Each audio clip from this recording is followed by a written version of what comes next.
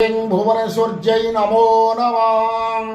आपण को कौन व्यक्ति शत्रु रही हैरान करुच्ची कि जेकोसी शत्रु आपण को सब बड़े हैरान करुच्ची घरे हेउ चाकरी क्षेत्र में हेउ वाणिज्य व्यापार वाणिज्य भी हेउ यदि शत्रु आपण पछरे पड़ी हैरान करुच्ची ताकू हटेवा पाई गोटे सरल प्रयोग करंतु आम कालीतंत्र शास्त्र रे निर्देश रही अछि। कौनसी अमावास्या दिन प्राक्त समय रे उठी नित्यकर्म सारी आपण गोटे आपण घरे गोटे मूर्तिका शंकर पूजा करंतु माटी रे नदी माटी रे मूर्तिका शंकर पूजा करंतु माटीर लिंग करी पूजा करिवे।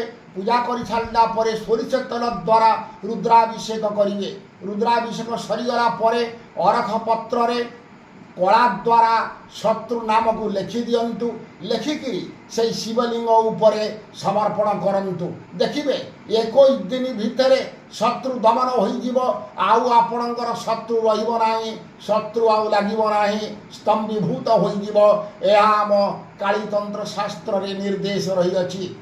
नमस्कार। जय जगन्नाथ। जय माँ कामाख्या।